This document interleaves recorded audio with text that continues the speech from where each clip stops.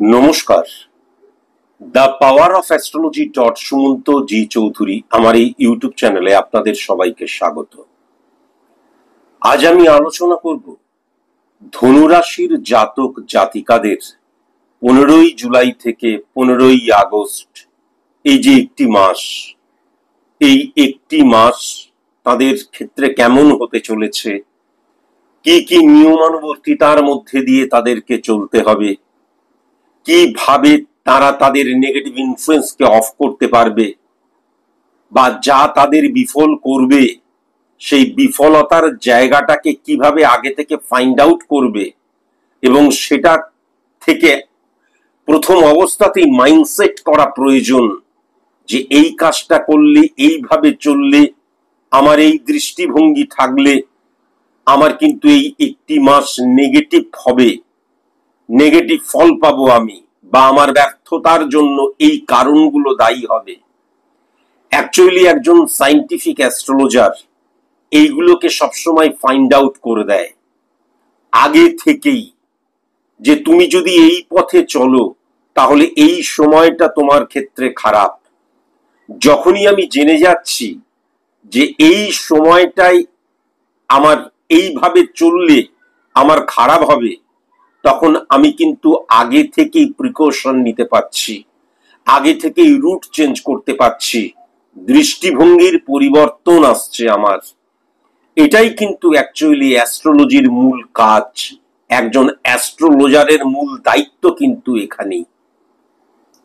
আমি যদি খুব ভালো মতন এই ধনু রাশির জাতক জাতিকাদের লক্ষ্য করি, তাহলে মনে রাখা দরকার যে 3 সংখ্যা, 7 সংখ্যা, 16 সংখ্যা, যারা তোমরা ধনু রাশির জাতক জাতিকা এবং যারা তোমরা বিজনেস করছো, এই সংখ্যাগুলো থেকে কিন্তু ভীষণ সাবধান হতে হবে। তোমরা তোমাদের কর্মচারীদের, তোমরা তোমাদের সাবঅর্ডিনেটদের কখনো কিন্তু মাথায় চড়তে দিও না। এইটা কখনো তাদেরকে বুঝতে দিও না যে তুমি যে কাজটা করছো, তুমি যে বিজনেসটা করছো, সেখানে তারা একটা ভীষণ গুরুত্বপূর্ণ অধ্যায়। তাদেরকে বাদ দিয়ে এই বিজনেস কখনো করা যাবে না। এই কনসেপ্টটা তাদের মধ্যে যদি চলে আসে, তাহলে কিন্তু এর ফল মারাত্মক নেগেটিভ হবে। প্রথম অবস্থায় তারা তোমার মাথায় চড়ে বসবে এবং তারপর কিন্তু তোমার দুর্বলতার ফায়দা লুটতে চাইবে। এটা কিন্তু পরিষ্কার লক্ষ্য করা যাচ্ছে। তোমার সিদ্ধান্তর জায়গাটা কিন্তু সঠিক মতন ফাইন্ড আউট করা প্রয়োজন, এবং চটজলদি কোনো সিদ্ধান্তে চলে এসো না, বরঞ্চ বারংবার চিন্তা করো, গুরুজনদের, এক্সপেরিয়েন্স হোল্ডারদেরকে সেগুলো জানাও, আলোচনা করো, তারপর সিদ্ধান্ত গ্রহণ করো। তার কারণ এই একটি মাস আমি যেটা লক্ষ্য করতে পারছি যে তোমার ভুল সিদ্ধান্ত থেকে তোমার বিফলতা চলে আসার জায়গা, আনসাকসেসফুল হয়ে যাবার জায়গা কিন্তু লক্ষ্য করা যাচ্ছে। এখান থেকে ভীষণ সাবধান। আরেকটা কথা অবশ্যই মাথায় রাখার প্রয়োজন আছে, যে যারা তোমরা সার্ভিস হোল্ডার, তাদেরকে আমি বলবো যে মানে কর্মক্ষেত্রে, কর্মের ফিল্ডে সততা বজায় রাখা ভীষণ প্রয়োজন। কেননা যদি তুমি কর্মের ক্ষেত্রে, কর্মের জায়গায় সততা বজায় না রাখো, এবং বিশেষ করে সততা বজায় রাখার মূল ক্রাইটেরিয়া যেটা ফুলফিল করতে হয়, সেটা হচ্ছে প্রফেশনাল এথিক্স। আমি পুরোপুরি একজন প্রফেশনাল পার্সন, এটাকে কিন্তু অবশ্যই মাথায় রাখার প্রয়োজন আছে। এখান থেকে সরে গিয়ে যদি আমি আবেগী হয়ে যাই, এবং এই যে আমার প্রফেশনাল এথিক্স থেকে আমি যদি সরে যাই, তাহলে অবশ্যই কিন্তু আমার নেচারের, আমার ক্রিয়েটিভিটির এবং আমার ইমপ্লিমেন্টেশনের, অ্যাপ্লিকেশনের মারাত্মক ঘাটতি বা তারতম্য ঘটে যায়। এটা আমরা আমাদের অভিজ্ঞতা দ্বারা বুঝেছি। তাই জন্য কর্মক্ষেত্রে সততা বজায় রাখা মানেও কিন্তু প্রফেশনাল এথিক্সকে বজায় রাখা, এটা কিন্তু লক্ষ্য করা যায়। তাই জন্য যারা তোমরা সার্ভিস হোল্ডার তারা কিন্তু অবশ্যই মাথায় রেখো, কর্মক্ষেত্রের যে অবস্থান, যাদের সাথে মিশছো, যে কাজটা করছো, প্রত্যেকটা ক্ষেত্রে এই প্রফেশনালিজমকে কিন্তু তোমাদের ধরে রাখতে হবে এবং সেটাকেই ইমপ্লিমেন্ট করতে হবে। কলিগসদের থেকে কিন্তু ভীষণ সাবধান। এই সময়টায় তোমার সাথে যারা কাজ করছে তারা কিন্তু তোমার সাথে সঠিক মতন বন্ডিং নাও রাখতে পারে, গুপ্ত শত্রুতা করতে পারে। তোমাকে নিয়ে যারা বস তাদের কানে উল্টোপাল্টা কথা বলতে পারে, তোমাকে নিয়ে পিএনপিসি করতে পারে, তোমাকে নিয়ে গসিপ স্টোরি ক্রিয়েট করতে পারে। যাতে এইগুলো কোনোভাবে না করতে পারে সেই দিকে প্রথম অবস্থা থেকেই কিন্তু খেয়াল রেখো। কেমন? একটা কথা কিন্তু অবশ্যই মাথায় রেখো, আগ বাড়িয়ে কোনো কিছু করতে যাবে না। এইটা একদম, এই কথাটাকে তুমি আজকেই কিন্তু মনের মধ্যে ঢুকিয়ে রেখো। আমার কর্মক্ষেত্রে, আমার পার্সোনাল ফিল্ডে, যে কোনো স্থানে কখনো আগ বাড়িয়ে কোনো কাজ করতে যাবে না, আর সাহায্য তো করতে যাবেই না। তোমরা লক্ষ্য করবে যে এই যে নেক্সট একটা মাস আসতে চলেছে 15ই জুলাই থেকে, সেখানে এমন অনেকে কিন্তু বলবে এই ধরনের একটা আপত্তিকর ঘটনা ঘটছে, মেনে না নেওয়ার ঘটনা ঘটছে, তুমি প্রতিবাদ করবে না। দেখা গেল ব্যক্তি কেন্দ্রিক সেটা বলতে পারে, সিচুয়েশন কেন্দ্রিক বলতে পারে, সমষ্টিগতভাবে বলতে পারে, কিন্তু মনে রেখো আগ বাড়িয়ে কখনো সাহায্য করতে যাবে না। তোমার কাজ করতে যাওয়া, কাজ করবে, ঘরে ফিরে চলে আসবে। এই যে সাহায্য করা, এই যে অহেতুক প্রতিবাদী হয়ে ওঠা, এই যে অহেতুক অন্যের হয়ে কথা বলা বা অন্যের ব্যাপারে নাক গলানো, এইগুলো কিন্তু তোমাকে চরম ব্যর্থ করবে।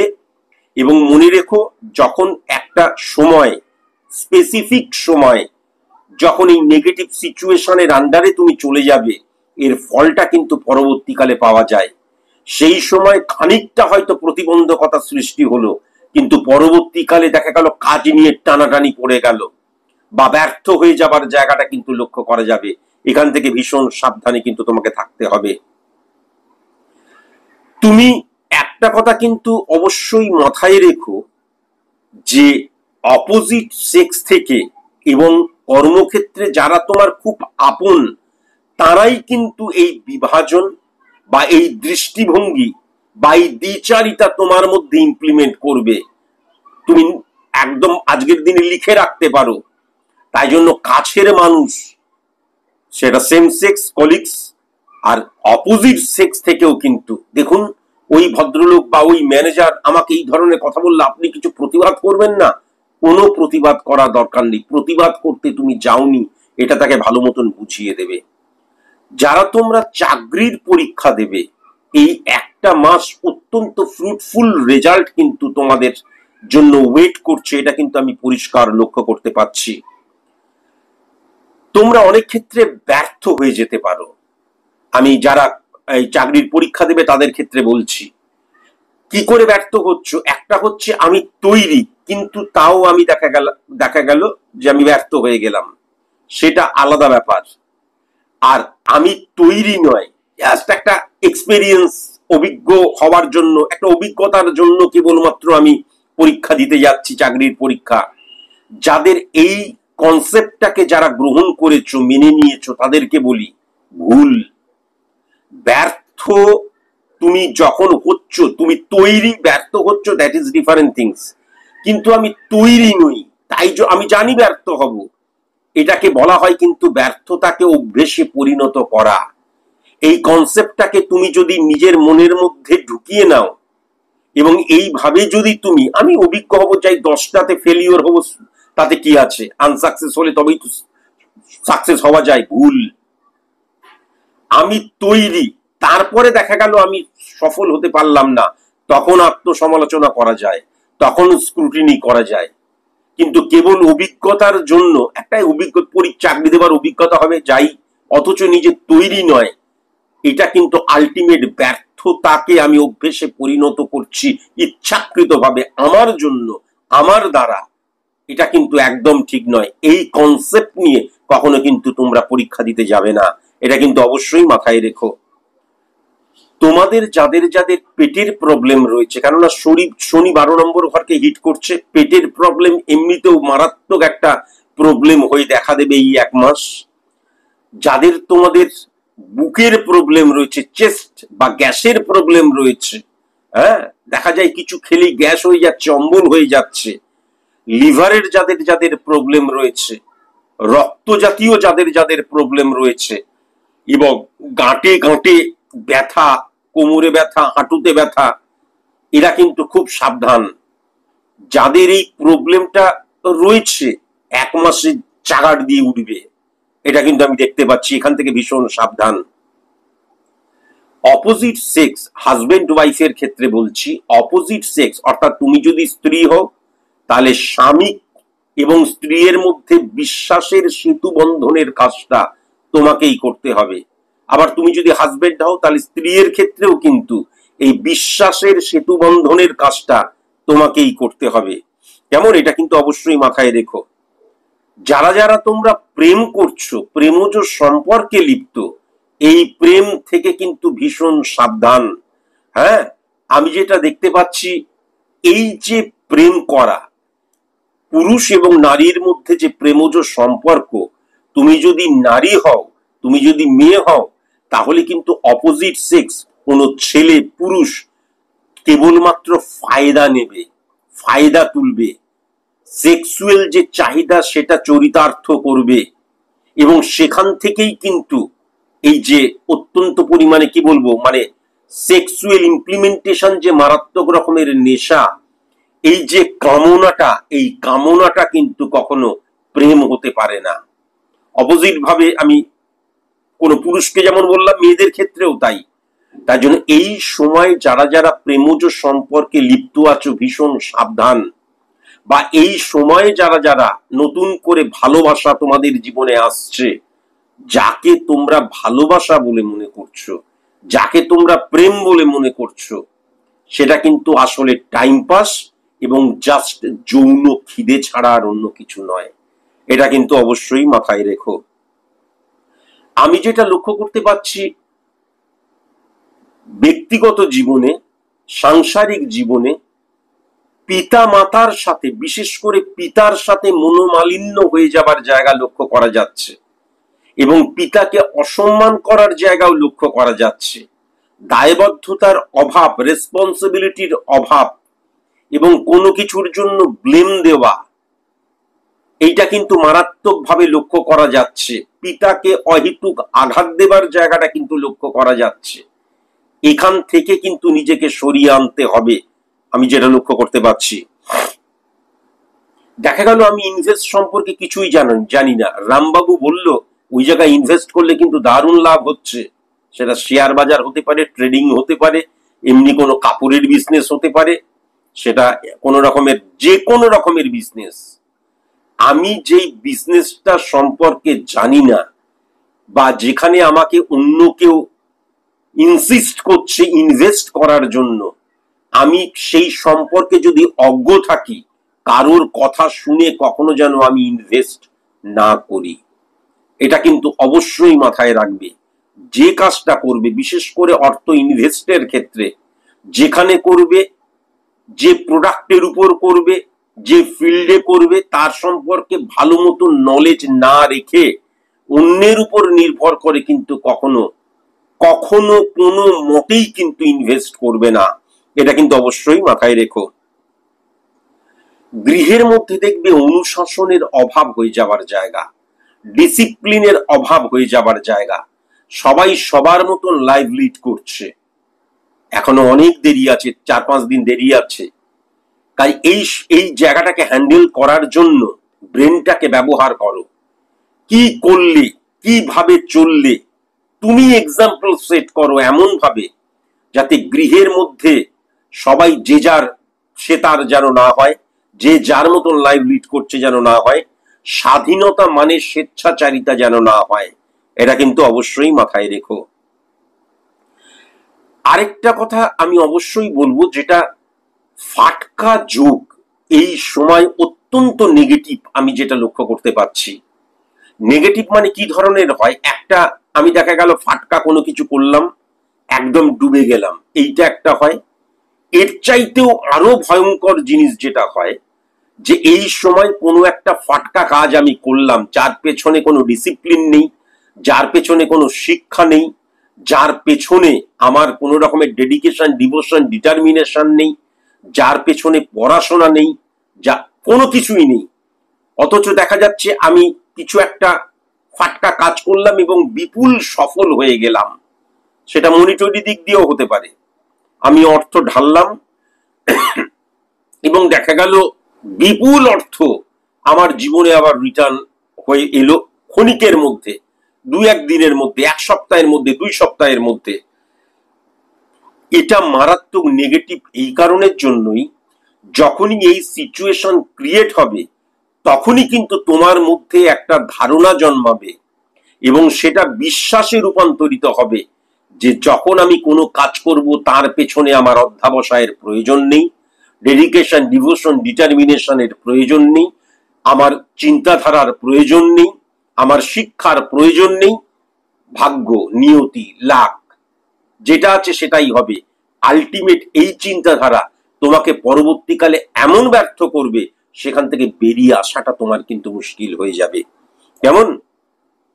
আমি যেটা দেখতে পাচ্ছি, অনলাইনে যদি তুমি বিজনেস করো, অনলাইনে কোনো বিজনেস, অনলাইন রিলেটেড যদি কোনো কাজ করো, তাহলে সেখান থেকে বিপুল সফল হওয়ার জায়গা কিন্তু আমি লক্ষ্য করতে পারছি, বিপুল সফল হওয়ার জায়গা।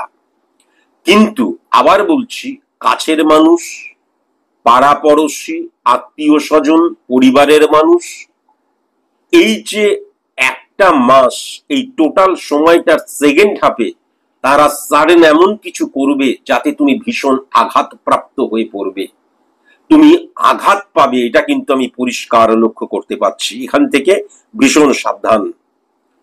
যারা তোমরা সন্তান সম্ভবা, ভীষণ সাবধান কিন্তু তোমাদের হতে হবে এই সময়টায়। কসাস এবং কনসাস, বিপজ্জনক কিছু কি হবে আগে থেকে এইগুলো কখনো বলা যায় না। কসাস এবং কনসাস মানে, তুমি যদি কসাস এবং কনসাস থাকো কিচ্ছু হবে না, আর তুমি যদি মনে করো ও যেমন চলছি তেমন চলছি, ফাট করে পড়ে গেলে দেখা গেল মিসক্যারেজ হয়ে গেল, ভেতরের সন্তানটা নষ্ট হয়ে গেল, বা ভালো মতন চেক আপ করতে হবে। দেখা গেল এই যে ভেতরের সন্তানটা বৃদ্ধি পাচ্ছে, সেখানে অক্সিজেনের অভাব হয়ে যেতে পারে, দুর্বল সন্তান তৈরি হচ্ছে, এটা হতে পারে। চেক আপের মধ্যে থাকতে হবে। তাই জন্য কসাস এবং কনসাস মানে কেবলমাত্র আমি কসাস এবং কনসাস নয়, সেই সন্তানটাকে সুস্থ রাখার জন্য যা যা করতে হয়, হেলদি খাবার থেকে শুরু করে, হেলদি চিন্তা থেকে শুরু করে, ট্রিটমেন্ট থেকে শুরু করে, সাদা পোশাকের ভগবানদের, এই সমস্ত কিছু যেন ভালো মতন হয়। কেমন? এটাকেই কিন্তু বলা হচ্ছে কসাস এবং কনসাসের কথা।